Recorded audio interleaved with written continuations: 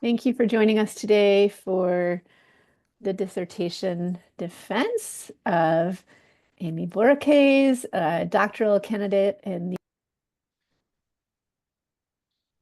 Ecology, Spirituality, and Religion program here at the California Institute of Integral Studies.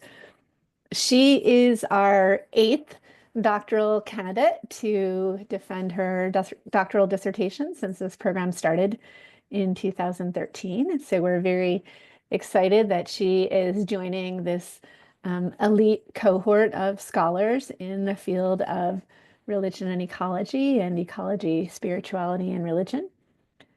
And today, oh, I should be recording, right? Okay, let me do that. Oh, it is recording. Okay. Thank you. Yeah, I was gonna say, I think you are. Okay. Great. Okay, great. And today, Amy will be speaking on decolonizing college science courses through contemplative practices. The way this dissertation defense will proceed is that Amy will speak for 40 to 45 minutes. And then the three dissertation committee members will take turns asking her questions. And then after one or two rounds of questions, we will retire to a breakout room to discuss our analysis of her dissertation and the defense of the dissertation.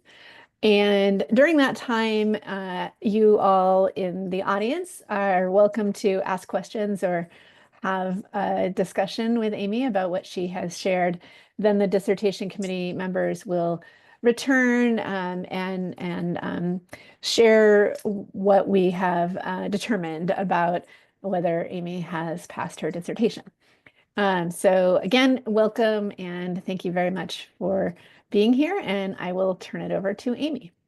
Great. Thank you so much, Dr. Allison, for that introduction. And thank you, everyone, for showing up today. I really appreciate all the support.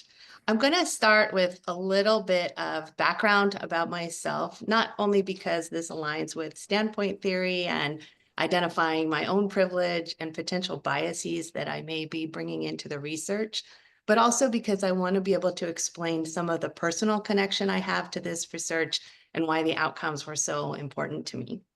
So I grew up in northern inland San Diego County. My father was from Bogota, Colombia, and my mother was from the South Bronx of New York City. So I knew pretty quickly that my family was maybe a little different than other people's. And what that meant was that I often had to kind of find places where I felt welcome or felt like I belonged. Oh, hey, Becky, I think your mic's on. I'm sorry. I just heard wonton sit. That's okay. Sorry. It's all right. So one of the places that I did feel welcome was in nature. So this is a picture of me going on my first whale watching trip, as you can see as a kid. So I really we don't see your slides yet. You don't? Oh, wait, sorry. You There. do? Oh, Okay. I do. Okay. No problem. Yeah. Excellent. Great. So I did feel welcome in nature, and I loved science and I loved biology, but I wasn't necessarily the best student. So when I was in high school, which I also didn't really like, my parents encouraged me to go to community college. And through that process, I continued a career in biology and worked as an environmental consultant and wildlife biologist for a while before I secured a teaching position here at Laney College, which is where I'm zooming in from right now. So over the 20 years or so that I've been teaching college biology, I've often considered different mechanisms in which I could provide more support and encouragement for the well-being of the people with whom I share these educational spaces. At the same time, this corresponded with a bit of self-exploration of mine into the world of Western studio yoga. So I started to explore more about contemplative practices and thought maybe introducing those into the classrooms could be part of the solutions. And then through my time at CIIS, I started to explore concepts of decolonizing, which is what brings me to the subject of my research, which is decolonizing science courses through contemplative practices. So if you're thinking, don't know what that title means, that's partially this next 40 minutes. I'm hoping to explain some of this. I'll start off with a little bit of background about students and science and stress levels. Then I'll go into the methodology about the survey that I produced and the interviews that followed. I'll review some of the results of that survey, as well as go into a deeper discussion about the interviews themselves. And then I'll talk a bit about some of the conclusions that I gathered, including some self-reflection, which is what leads into this discussion of decolonizing. But before I get too far into this, I do want to acknowledge some language differences, because demographic language in institutions is collected in many different ways. So depending on the time period or the place, the language used in these studies may be different.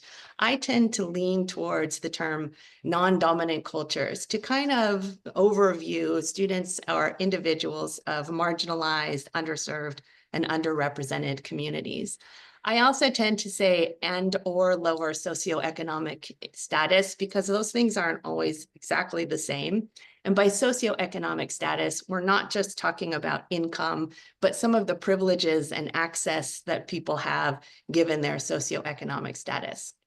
When discussing contemplative practice, I'll use the term tradition to represent the entire culture that has grown and evolved over time, and then use the terms technologies or practices when speaking on something specific, like, say, meditation or a standing asana yoga practice.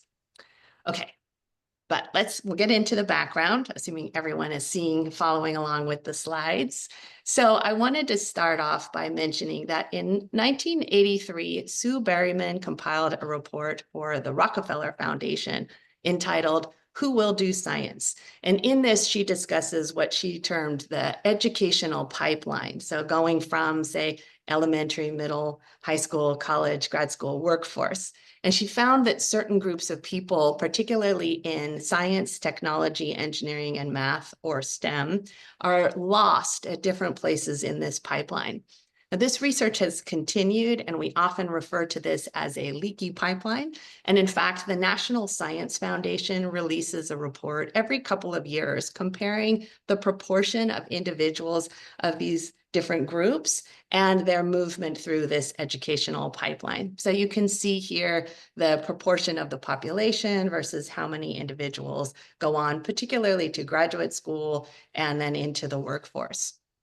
At the same time, we are growingly familiar with the fact that students are experiencing a lot more stress. So even before COVID, we saw instances or reports of higher instances of anxiety. There was a higher demand for resources on college campuses.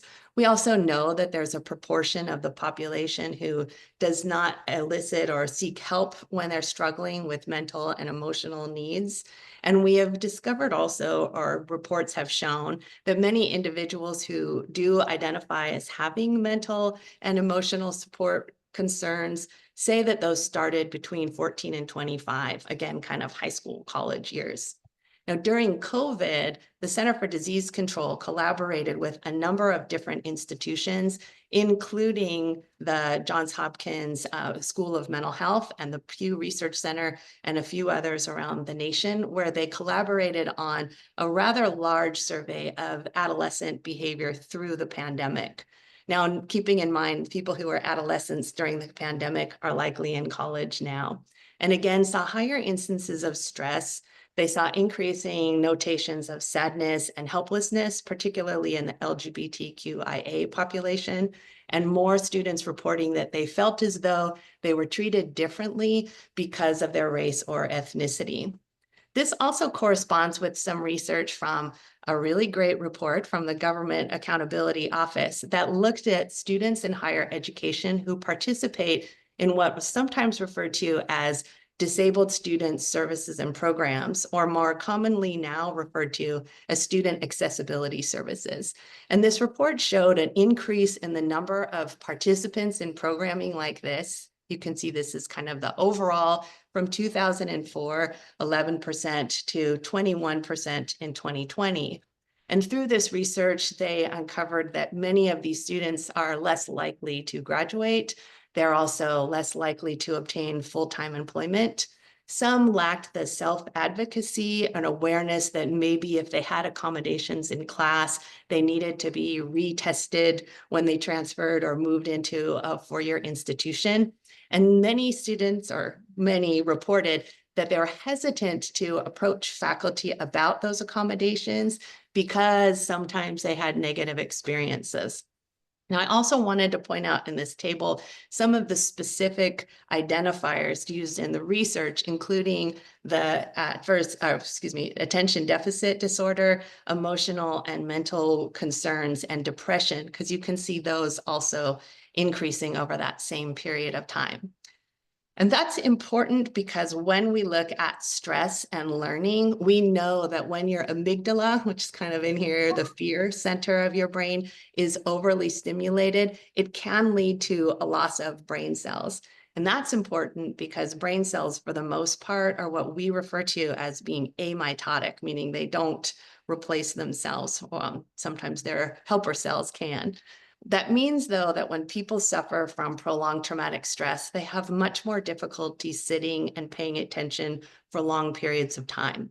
Also, that stress increases cortisol, which is your stress hormone, which makes it more difficult to establish long-term memories. So it's much more difficult to ingest and metabolize information when you're in situations of stress. And very similar to what was seen in the GAO report, there's research indicating that students who suffer from depression have reduced academic performance and are twice as likely to drop out of the program. And that's college students in general.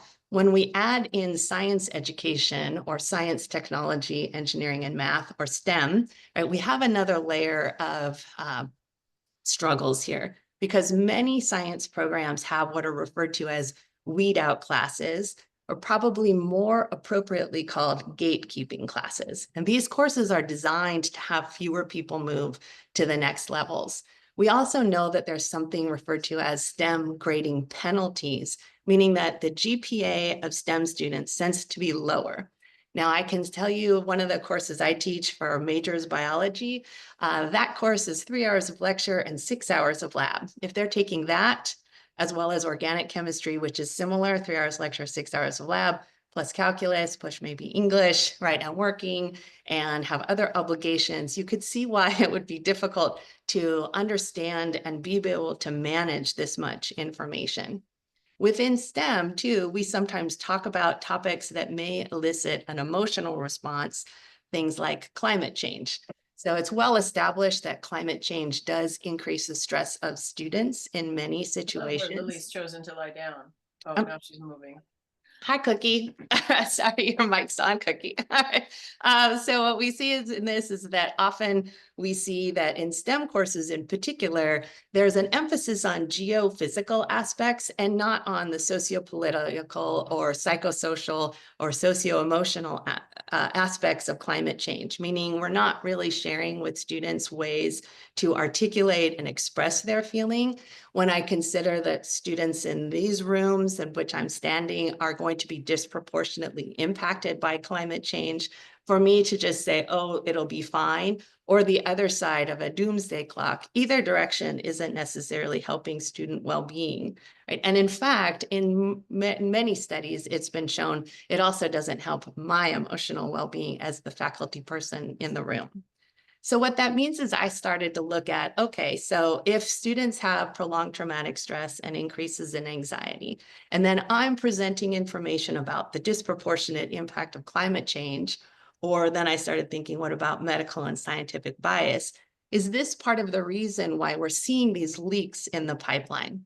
So I set out to kind of get an impression of how students were feeling about this material and tried to see if I could uncover more information from actually just asking. So the purpose of my study was really to figure out a way to create welcome environments, right? How can I listen to students and help understand to create techniques to ameliorate the stress that they're learning? And are those skills that maybe they could use in future classes or in the future life experiences? And then in the long run, even if we can't restructure this pipeline, are there ways that we could maybe plug some of the gaps in the pipeline and decrease some of that leakage? So luckily, as I mentioned, I teach at a community college. I'm here at Laney College, which is downtown Oakland. California Community College have open applications, so that means we don't have requirements for people to attend. We are also, we at Laney, part of the Peralta Community College District, which is 4 colleges within the Bay Area. I just want to say thank you to the Division of Math and Science and the Biology Department for their support. As you can see too from some of this information here, right, we do have about 16,000 students. However, the majority of those are part-time. Sometimes we have students who take a class here and a class there, right? So they're not always like full-time enrolled students. And we do have a fairly diverse student population. But like I said, I really wanted to ask. So I utilized a participatory activist methodology, which thank you, Dr. Banerjee, for bringing that up in discussions. I created a survey that asked them questions about exposure to material regarding climate change, particularly disproportionate impact, medical and scientific bias. But I also wanted to find out if they already had techniques for stress reduction, whether it was religious or spiritual or other. Right. And then if they have those, would they be willing to discuss those in class? Because something I was thinking was if students are already participating in things, why not let them share as opposed to me prescribing the stress reduction mechanisms? Then from that survey, then I went ahead and interviewed some individuals in a semi-structured method that I'll go into in a moment. So I set out to recruit a certain number of students, right? I went to 17 different courses within the Division of Math and Science here at Laney.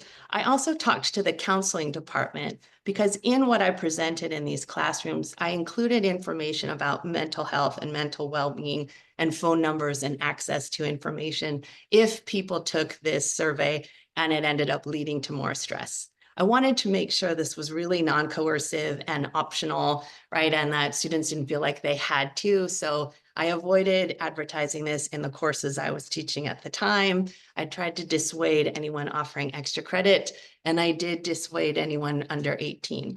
Then at the same time, I reached out to some students that I knew fairly well, whether they were TAs of mine or I had written them letters of recommendation, so had a pretty good understanding of their background to see if they would also like to take the survey and be interviewed.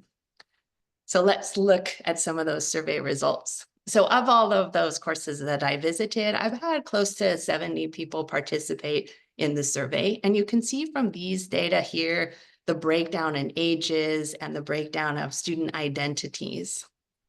However, of those 68 surveys, only about 35 of them said they had exposure to information regarding disproportionate impact of climate change or medical and scientific bias. And I'll talk about a little bit about this in the interviews because this is an important distinction. And then of those, 16 left their email addresses saying they would be willing to be interviewed. Okay, so here's where it gets kind of interesting, because this survey was on a Likert scale with 1 being low impact, 5 being high. And what you can see from these results is, again, the y-axis is the number of participants and the x-axis is the Likert scale. The majority of students said, no, this does not actually increase my stress. Surprise. We also saw when looking at the technologies utilized by students for potential stress reduction that we see here. So in this very top right one, you can see again, age brackets, spiritual, religious. And that's the way that the survey was designed was, do you participate in spiritual or religious activities or other? And I had a number of people choose other and list things like yoga, meaning like standing asana practice, yoga, meditation, breathing exercises. So they weren't associating that with any kind of spiritual tradition, let's say. You could also see here that many students or participants indicated that they had exposure of breathing exercises and things in class, or other ways of stress management, or participated in wellness workshops. And in the case of asking them about stress, I kind of asked this in two ways. I asked them if there was an impact of their participation on stress, but I also asked them, that's the top left one, I also asked, if you don't participate, do you feel like you have less stress? Right? And you can see in both of these graphics that it was kind of like spatterings of answers. However, I will point out that many of them said that they were willing to discuss this even in their science classes. So to kind of summarize the main points of the result, the participants indicated that they did not see this as an increase in their stress, which was a complete surprise to me. They did say that they utilized different stress reduction both on and off campus, and many identified with a secular version of meditation and yoga. And a lot of them were willing to discuss this. Now, I want to say a big thank you to Anna Werner in our math department for helping me with my statistics. And statistically speaking, I did disprove my null hypothesis, but that doesn't prove your hypothesis, right? It just means you have to do more research, which absolutely will do. And in fact, in doing the interviews, a lot more information was revealed. So as mentioned, 16 students left their email address, with 10 of them agreeing to be interviewed. And I did reach out multiple times, but I wanted to respect that maybe some people might have changed their mind and didn't feel like being interviewed anymore. The interviews were conducted via Zoom with the captionings on to help assist with the transcription process. And then I did what's called simultaneous coding, meaning that as I was editing the transcription, I would highlight the questions, I would highlight key phrases. I coded the first 3 interviews and then provided myself with a template to do the coding of the other 7. The questions themselves, again, semi-structured, meaning if students or participants wanted to share other information with me, I was more than willing, of course, to listen. I did review their survey results, went over the results in general, and then talked to them about stress potential and STEM and climate change and contemplative practice.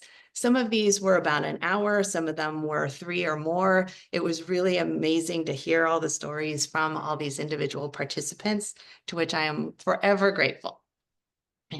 So let me just go over. There's no need to read this in a great deal of detail. It's just to kind of show you the backgrounds of the 10 individuals that I did interview. Notice at the top, the first 3 were non-STEM students. These were all individuals who had taken a non-majors course, of which I was the instructor of record, not that semester though, right? So we got to hear from them, and I knew some of them fairly well from labs and things. Then the other 7 were STEM students. Some of them were still at Laney. Some were moving into their 4-year institutions. Some had finished their 4-year institutions. One was in a graduate program, one was in the workforce, and one had already finished her doctorate. And from this, I developed 4 main themes, looking at things again like climate change and stress in STEM, exposure to mindfulness. And again, no need to read all of the specifics of this table because I will go over them individually, starting with their thoughts on the survey itself. So what was interesting is I showed those graphics to the people that I interviewed, showing about the implication that these topics don't actually increase stress. And what many of the interviewees mentioned was that in younger generations, climate change is taught from the very beginning of school. So maybe this was not necessarily something new and shocking, so it didn't necessarily increase their stress.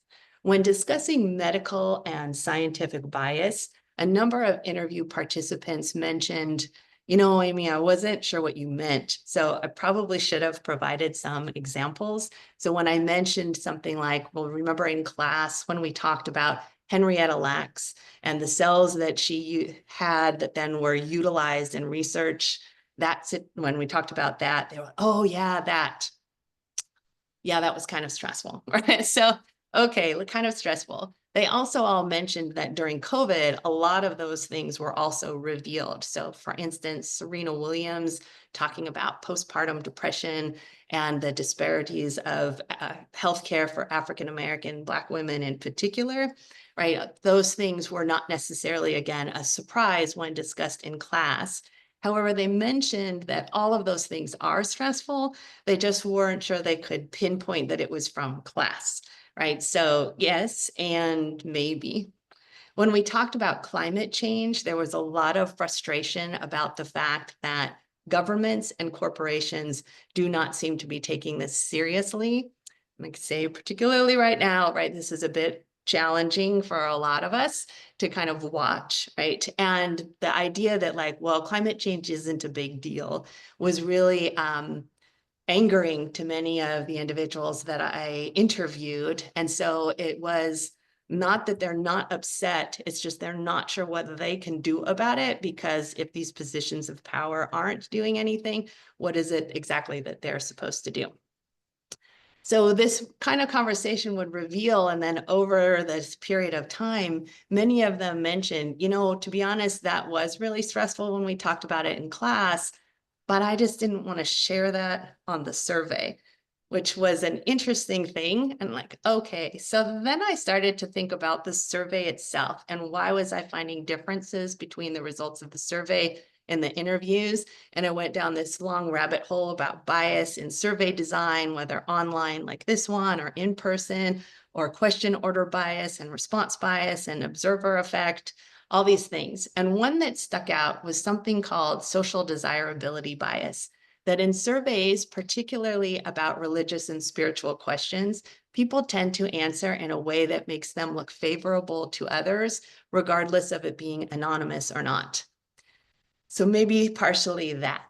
I also didn't want to dismiss any concepts regarding things like imposter syndrome, where as qualified as you are, you often are questioning whether or not you should be there.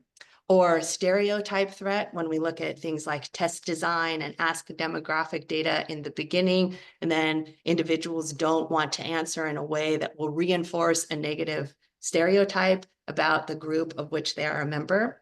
But none of these really seemed to really grasp this idea that I was hearing, which was that, yes, I feel uncomfortable in these classes.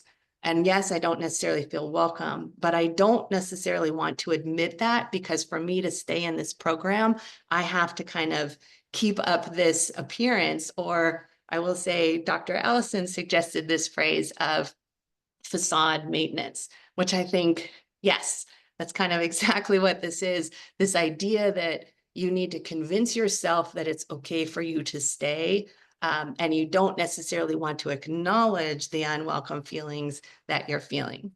One thing that is of benefit, though, through these interviews was they all looked back at community college as a place of support, which I will say, I just talked very nicely about my community college when I attended as well, and it made me quite proud of the job that we are doing here. Particularly when we look at things like I'd mentioned those gatekeeping and weed out classes, or many of the participants discussed how they questioned whether or not to stay while taking courses in the physical sciences like physics and chemistry.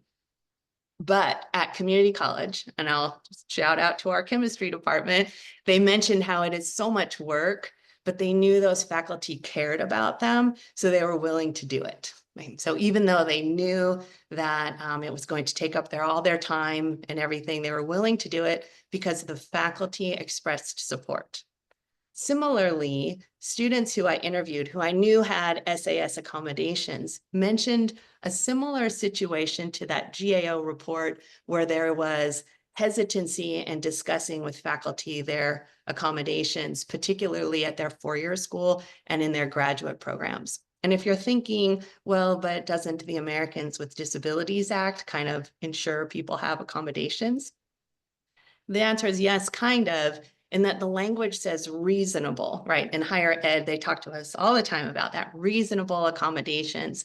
And I've heard many faculty say, well, that's just not reasonable, right? And so students hear that, right? And then they're not as likely to discuss options with faculty, even though, yes, it is part of the Americans with Disabilities Act.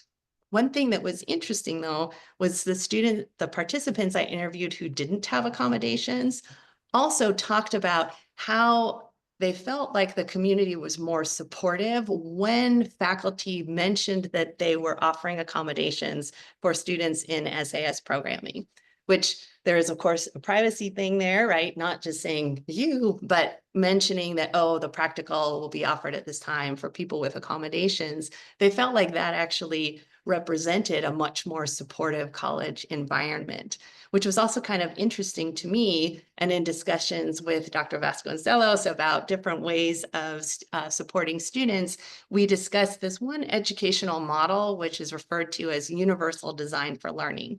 And with this, what we're doing is looking at what are ways that maybe I would modify this exam or this assignment, and maybe I should just do that for everyone, right? Ensuring that there's different ways we're asking these questions, different ways of assessing people's knowledge, because all people benefit.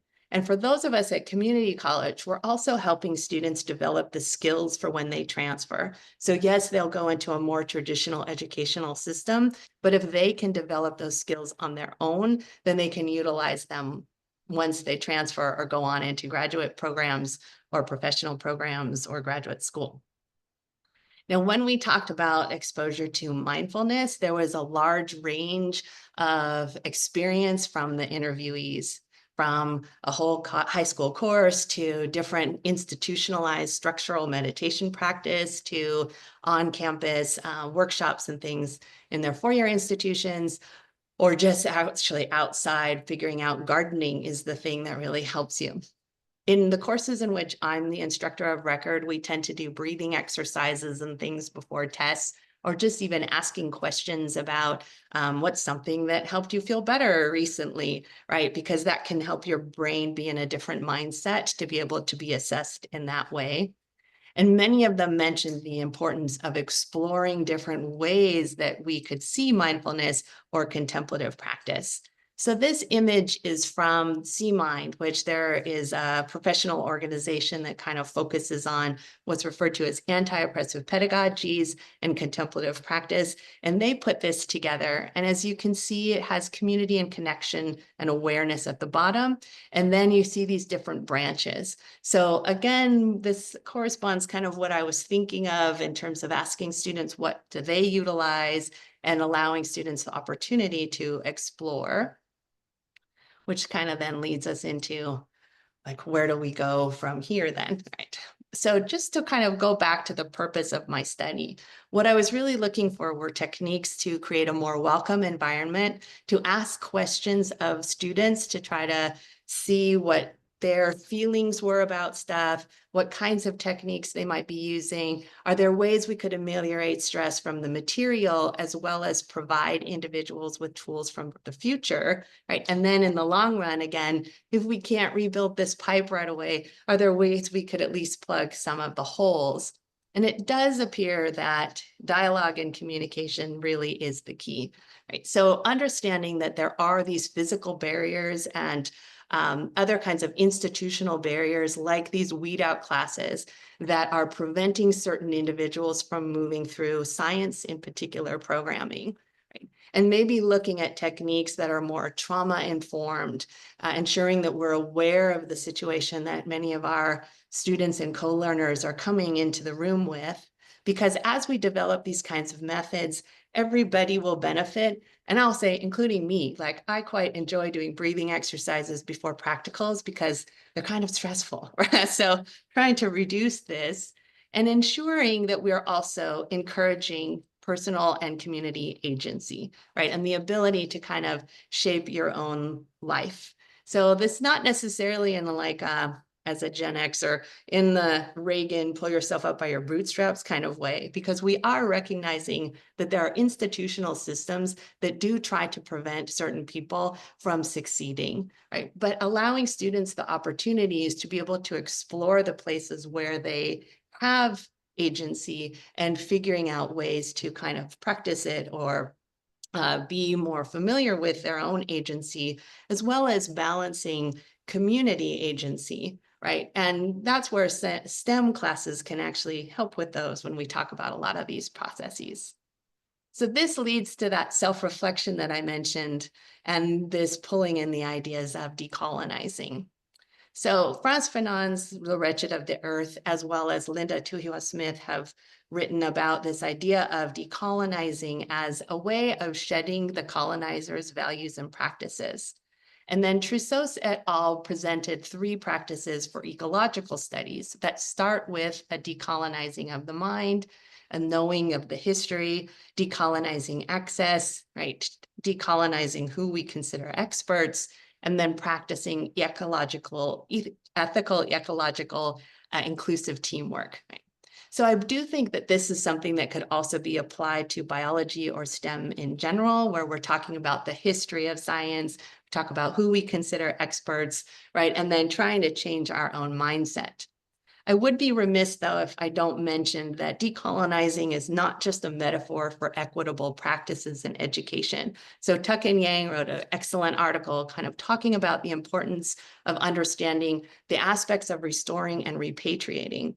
And this is where that survey result of students kind of associating mindfulness, meditation, and yoga, breathing with a secular pathway, which of course, however everyone gets to these things is great, but reminding them or showing them the origins of these practices, I think, is important, as well as discussing who we consider experts, right, in these different ways of learning, or I shouldn't say these ways of learning, right, and ways of gaining knowledge. So for instance, when we talk about the origins of contemplative practices, we can talk about the secular aspects like John Kabat-Zinn's mindfulness-based stress reduction, right? Or looking at psychological treatments, or looking at the science behind meditation and brain waves and things. But I think it's really important that we discuss where these things came from, right? We don't want to kind of recolonize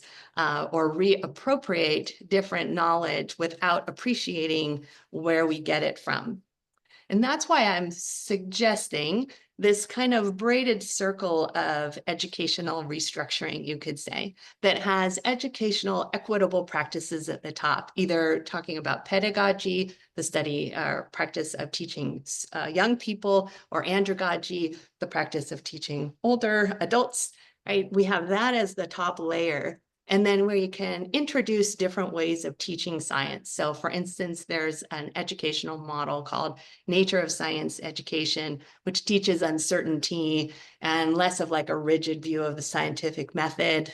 And then we can interweave concepts of contemplative practice, because in the work of people like Beth Barilla, mindfulness allows students the ability to expose and examine deeply held prejudices around race, ethnicity, gender, sexuality, species, nature, individual, and communal roles in the community and the world.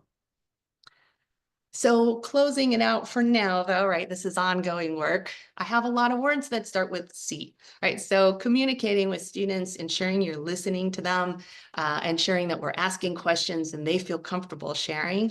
Also increasing the community building. One of the things that came up a lot in these interviews was in, again, the majors level course of which I'm the instructor of record, we do a lot of labs outside, or sometimes we just put our stuff down and go outside for a while, right? And they really enjoyed being outside. It's a different dynamic. You also get to chat with people. You also learn about different things like forest bathing, right? And how trees can be of benefit. And so being more creative in the way that we're teaching science in particular, whether that's utilizing things like UDL or nature of science education, or increasing things like ensuring students see themselves, or what's called science identity, making sure students see themselves as scientists, see examples of people they can relate to and relatable material. I think that we are going to see a change in the ways in which people can then kind of look at their stress, figure out ways to manage or reduce it through a lot of collaboration. But for the most part, for me, I gained all this knowledge and it would do very little if I didn't do anything with it. So I'd like to close with this quote from Bhagavad Gita, this is the Ashwaran translation, that the immature think that knowledge and action are different, but the whys see them as the same. So thank you very much. Here's a QR code to my bibliography because it wouldn't all fit on a slide, and I'm happy to answer any questions. And I'll stop my share for the moment so I can see everyone. Yay. Excellent. Thank you so much, Amy. Thank you. You've shared so much wonderful knowledge and information with us. Great. And we're still working on tracking down Dr. Banerjee. Hopefully he will join us. And if not, we've got this all recorded for him. So Dr. Vasconcelos, welcome. Thank you so much for participating in this committee. It's great to meet you on the screen today. And I would like to invite you to begin the questioning if you are ready. Sure. Just congratulations on finishing. Breathe. All right. I have to take my own advice here. Let's do some, yeah. What practice are you? Yeah. I think I really have one question. It's a very broad question. If I was a researcher who was interested in topics like this, what would you recommend based on what you've learned? Because you learned a lot in your approach. Yeah. So what would you recommend in the approach and and how to deepen my understanding of this work going forward? Thank you. Yeah, that's an excellent, a great question. I think, so as you know, I got very like, surveys are bad from all this bias stuff, and that's not necessarily true, right? It's just my own kind of understanding of things. Like, I do wish I had talked to Anna before I designed the survey, but realistically, I think because I got the difference in interview results, building a dialogue with the individuals in the space, like your own students. So designing coursework that helps students share how they're feeling about things or their own information, and then kind of tailoring what you do in class based on that information would be kind of where I would suggest starting. I remember a presentation on, equitable practices in STEM. And the guy who did the presentation, his name was Brian Dewsbury, said, I don't have something I can plug into your Canvas shell, because you really have to think about who it is you're talking to and who it is that you're sharing the space with. And I think that's a big, something that's sometimes hard for those of us who were taught in a traditional way where we just lectured at people, and we think, oh, we have all this information to cover. I don't have time. But I think we do, and trying to manage what we're teaching to ensure, particularly for us, that folks are ready to transfer, but also have the skills to be successful when they transfer. So it's kind of a non-answer I think asking students and creating dialogue with them really is where it should start. Great, thank you. Yeah. Thank you. Did you have any other questions, or is that it for now? That's my main question. I mean, the other thing I would be like, I just am curious what, over the time reading this, is sort of looking at, my thoughts comes up too around like a community of practice for STEM instructors. What, would you recommend that? Because I think making this change is really hard in this, in a very sort of, like you talked about, sort of like coming in from a space of unknowing or uncertainty in teaching even, whereas STEM is typically very black and white, and not a lot of sort of room in there for movement. So those sort of, things like that sort of come up for me over time. But yeah, definitely. And I think one of the things that's interesting, like in our district, our math faculty have worked kind of across the different campuses, some of them to kind of restructure the way that we teach math here, which is really cool. And I think one of the biggest barriers that us STEM folks have is that, oh no, students have to take like the American Chemical Society test at the end.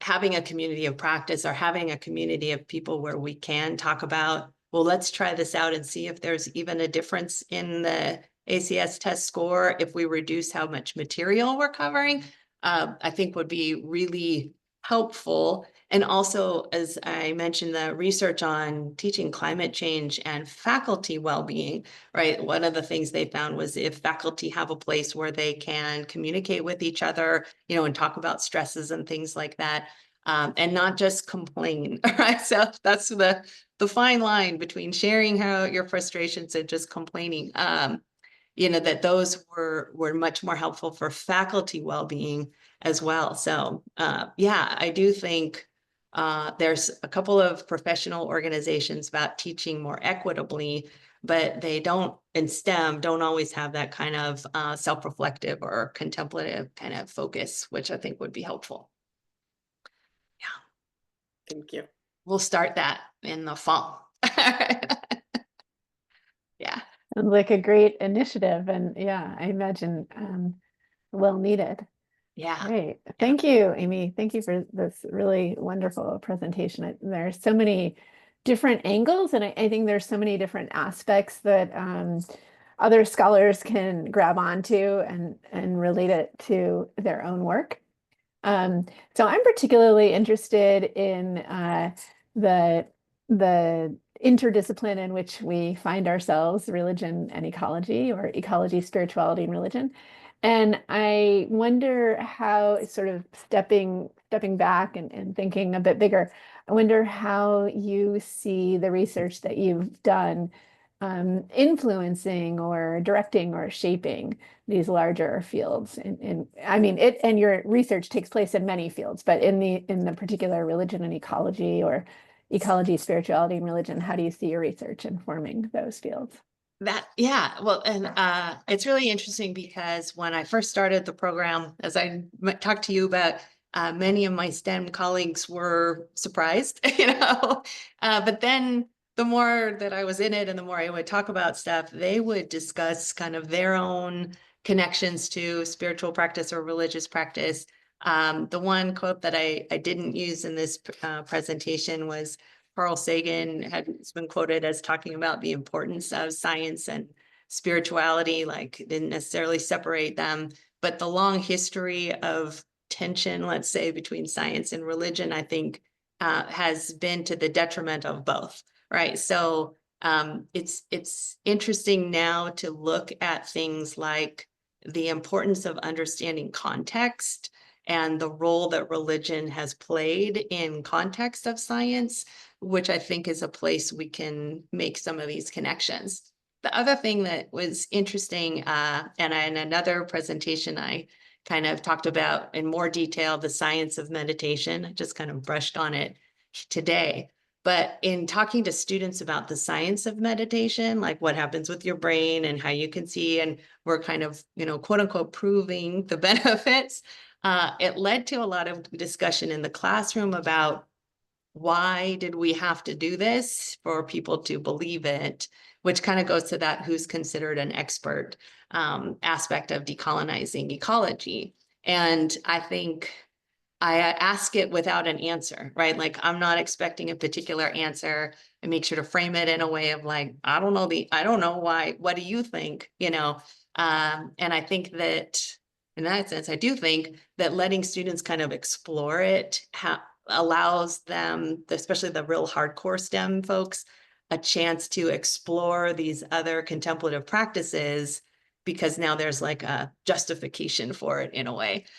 So it does seem like the younger age group of scientists coming in have a much more open view, a little less kind of siloed, which I think then will connect some of the religion, spirituality, and ecology connections. I will say too, I think that ecology as a field, like that's what my other graduate research was in, had more diversity of thought, let's say, right, so, to begin with. So I think as that kind of seeps into other STEM areas and people discussing things and seeing the connection between like decolonizing, so like an astronomer friend is in here, I know, like how we can talk about other spiritual and traditions and other ways of looking at the stars, and then also look at them from a more Western European perspective, and make kind of those connections. I think it will bridge a lot of the gaps and lead to some really cool research and discussions. I think. Yeah, if that answers your question. Yes, great. Thank you. Yeah. Thank you for that.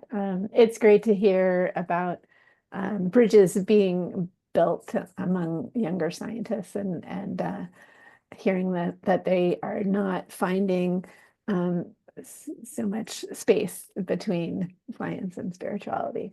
Yeah, and I think the more I talk about it, the more they like are. I mean, originally, sometimes first when I'm like, we're gonna do some breathing, they're like, "Oh, we're doing what?" Like what's happening right now? Like, yeah, we're gonna do some breathing because we're gonna relax, right? And then, of course, doesn't sound very relaxing if I put it that way, but it does seem like, particularly like I said, this generation. I think during COVID, a lot of, and even in the interviews, a lot of them talked about finding methods for stress management via social media. I have the Laney Wellness Center come give presentations in my courses, and my non-majors course has about 55 people in it, and they asked what techniques people use for self-care, and everyone had an answer. And I was shocked no one needed it explained either. But the fact they all had an answer was like, oh, okay. And most of them, when I asked, said, oh, from social media, particularly during COVID, they all found things, which there's a plus, I guess, to social media in that sense. Yeah. That's fascinating. And that actually relates to my other question that one of your findings that I found really striking was, as you said, these students have practices of self-care, and many of them engage in various forms of yoga, asana, or meditation. And yet, as you reported, they didn't categorize these practices as religious or spiritual. They categorized them as secular. So I'm curious what you make of that. Yeah, well, there's a quote from research, and I don't remember it specifically, about the area we refer to as the Indus Valley, right, and India being colonized by Europe and then colonized by academics. And then I think we could add colonized by Western culture in many ways. I think that most, like I even when I taught yoga, had a lot of individual people talk to me about like, well, why are we doing this breathing thing? Like, it's part of Patanjali yoga, at least, like it's not just exercise, but it's kind of marketed that way. Similarly to how science is kind of marketed as this thing that will provide answers, right? We're good at marketing, I guess. So I do think a lot of them, and particularly because so many of the participants kind of talked about, again, like social media things are short clips of mindfulness becomes more popular, and they don't necessarily learn about the religious or spiritual origins of the practice, or like, in the writings associated with the traditions associated with meditation and things, the concept of agency development and all that is there in the reading. If you do the reading on top of just doing, warrior pose and things. So I wasn't necessarily surprised. And again, I probably should have put that in the survey of examples with the question. But I also wonder, even if I had, if people would have said like, yeah, meditating, but not in a spiritual way. So I think that's an area of more research too, particularly on college campuses. Yeah, super interesting. And I think that really relates to your points about decolonizing too. So that, as you said, that the area from which so much of this practice originates is not recolonized by Western intellectual hegemony, and that we do connect to the origin of these traditions. And of course, they have grown and developed in myriad ways over the last several millennia. But even having that origin, that sense of origin from whence they came. Yes. Which just saw Dr. Banerjee come. Yes, welcome, Dr. Banerjee. I'm so sorry. I got stuck in traffic, and it was terrible. I just managed to get out, and I'm here. I'm sorry. I must be very late, but I'm glad you're here, and I'm glad you got home safe. That's the thank you. priority, right? Yes, But yes, really, well, really glad we're here. So mhm. let me just catch you up to where we are, and Sure. we can, and that maybe allows you to catch your breath for a moment also, and we can then decide how to proceed.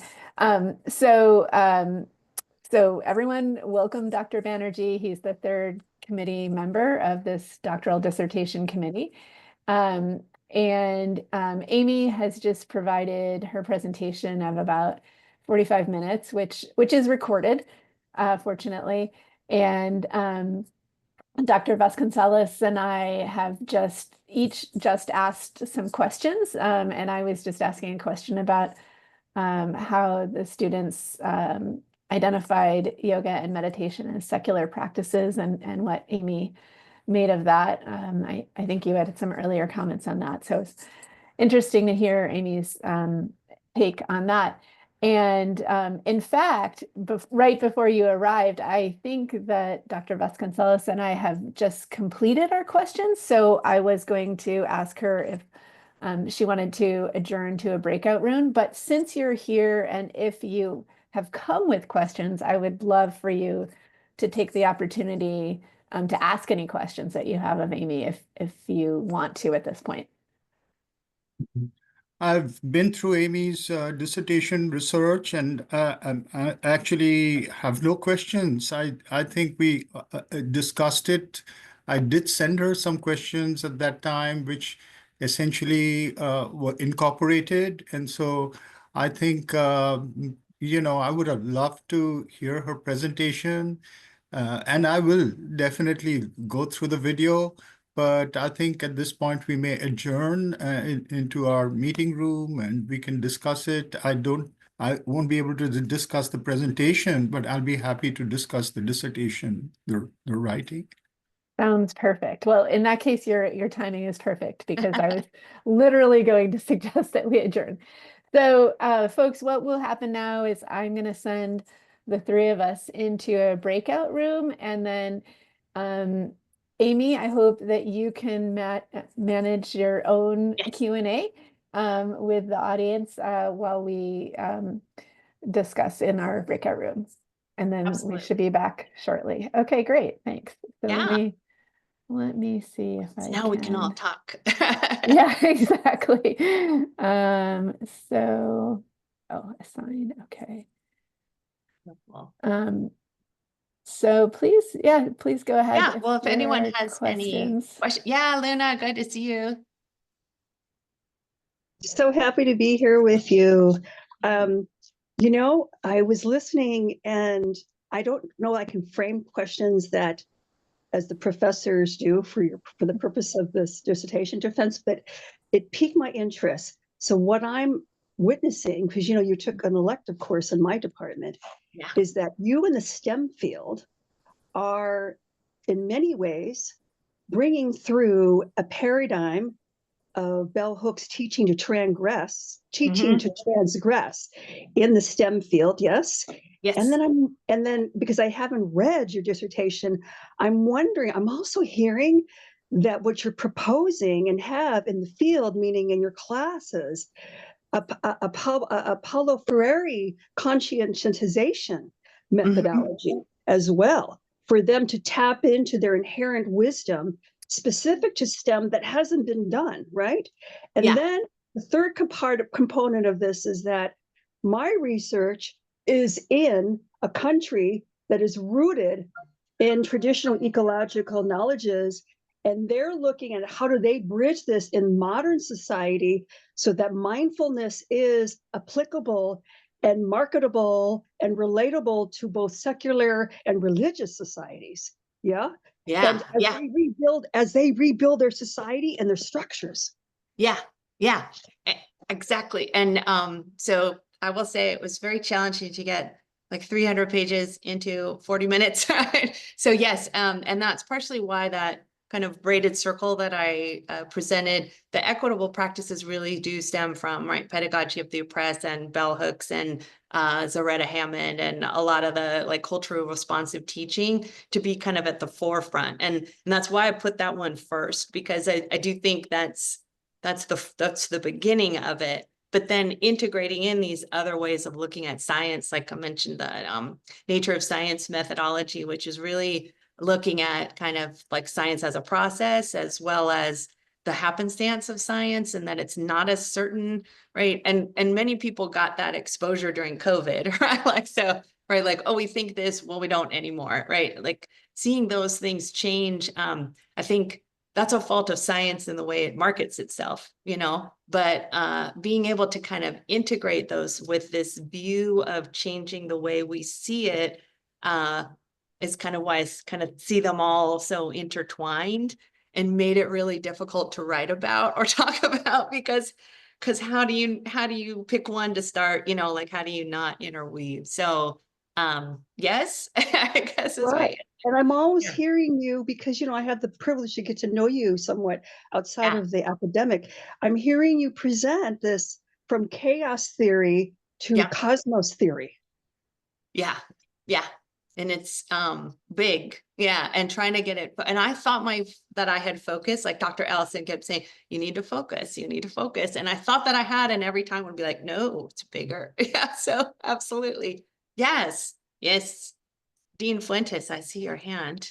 Hello, Professor Which- Bohorquez, and hello to everyone, and good job. I wanted to say good job to Thank you. you. And hi to everyone in B210 as well. Miss you all. Yeah. I pinned your video to my screen so I could see you too. But I also see Lori and Rebecca as well. So I miss you all. Anyway, I wanted to say really quickly that really, really good job. I enjoyed this a lot. Have you three questions, really quick ones though? Have you thought about presenting this at perhaps NCORE? That would be really cool. The second one is, did you, by any chance, did the students share with you their interest in sci-fi at all while discussing these things? I know that you know, we're both very techie and nerdy and all that, so I was intrigued by whether they had said anything like that. And also, were you able to separate the students that perhaps grew up religious but are no longer religious? And there, you know, I don't know if you had a statistically significant number there, but what were their views on what you were asking them and all that? Yeah, those are really great questions. And what a great, also, yes, in the presenting, I have presented some of these data at both NCORE, which is the National Council on Race and Ethnicity in Higher Ed, and the International Society for Contemplative Research. That was last year. Some of you know that because I broke my foot at one of those conferences. And then I will be presenting it this year as a talk. Those were posters as a talk at a conference on religion and ecology in Santa Barbara in June. I have also presented aspects of this at the Laney community or in the Peralta community during our professional development days, which was also really helpful to get feedback from faculty on what I was doing and like kind of what they were doing. On the science fiction one, yes, because I always joke that 1B is about science fiction, whereas 1A was about Lord of the Rings, because our Lord of the Rings instructor for 1B. So we do talk about it, and particularly with the religious aspects presented in Star Trek Deep Space Nine, right? And kind of the connections between the wormhole and the Bajorans. And we have also talked about it in terms of Jedis and Star Wars, but it was interesting kind of, most of my students also know that I am a big sci-fi person, so they like to talk to me about it. The question though about people with previous religious experiences, many of them talked about being raised a particular tradition like Catholicism in particular, but it wasn't something I was looking for, but I do think would be a really interesting thing to see. A lot of those individuals also expressed how they were trying to search for a new religious or spiritual connection. They often missed like the ritual, like I see Michelle's in here too. So like the importance of rituals of some of these traditions more so than maybe the teachings. So trying to find other ways to replace that. But I do think it would be really cool to kind of look at more closely. Yeah. Thank you. Yeah. Yeah, thank you. I see Andrew's hand. I also see the committee came back in, but do you mind if we answer Andrew's question? Is that okay? Okay, thanks. Thank you. Just want to say great job, Amy. Thank you, Um, Andrew. One thing I was just thinking, so you were talking about, I liked how you kind of expressed with like the scientific method. A lot of people think, we can solve anything with science, which isn't true. So I was just curious to get your take on how do you recommend we should present, climate change to college students, for instance, because you said a lot of them were discouraged because lack of inaction by the government and big corporations. Do you have any insights how we can present climate change so we can make students feel empowered? Because I teach an environmental studies class too. That's one of the things that comes up oftentimes. Well, what good is it? Or, if I do anything, it's not going to help, like individual actions versus greater group actions. I don't know if you had any insight to that. Yeah, that's a really good question. And I will say that that has become more challenging in the last couple of months, right? So all of that, even discussing like who we consider experts on things like when I was mentioning about teaching about the science of meditation, like questioning like, why would we not believe Buddhist monks who've been doing it for centuries, right? But they are experts in that, as opposed to like just people who have an opinion about vaccines who are now at the head of our health and human resources department. So I think now is actually a really good time to talk about the role of agency with particularly climate change, and looking at things that balance both personal and community agency. So things like a community garden versus trying to reduce your food waste. There's also a certain amount of privilege that goes with those things too, right? Like it's easy for me to, suggest taking the bus, but if you're trying to get between these 4 colleges and work, that might be much more difficult. So I do, in that I think that discussing the conflict or the potential difficulties with struggling with the concepts of governments and corporations not doing enough as where that starts, though. And this kind of speaks to Dr. Vasconcelos's question too. Like, I think I'm not necessarily suggesting we provide solutions, but ways in which we provide a platform for students to express themselves and their frustrations, and then help them interpret or articulate those, which can be challenging when we haven't done that ourselves, right? So I know the first time I tried to make the class open to expression of things, like I felt so overwhelmed because I don't have training as a mediator, but maybe that would be a plus. So I think just allowing students, and whether it's like in an anonymous discussion in Canvas or just a writing, like letting people put it down on paper and then checking in with them after, though, like, so it's not just hanging there, I think is a place to start, and then seeing kind of how individuals might be able to figure out ways to support their own well-being through all of this. Because this is a pretty tough, stressful period of time, right, in general. Yeah, but yeah, and I have references, Andrew, I can send you, right? There's a Wallace and Greenberg article I think you would like. Yeah. Fantastic. Well, I think that concluding sentence really connects well with what we want to share. It is a challenging period of time, and how we support our students and how we support ourselves as instructors in challenging topics is absolutely crucial. The committee expressed a great deal of appreciation for this interdisciplinary dissertation that draws together so many fields to shed light on the educational process, on the STEM pipeline, on the incorporation of contemplative practice into scientific studies. And so we are all just very pleased with this dissertation and very happy to pass it without any further adjustments other than the technical edits. So congratulations, Amy. This is such great work. As I said, the committee expressed a great deal of appreciation for the way it unites many topics and really creates a generative foundation for future research and study.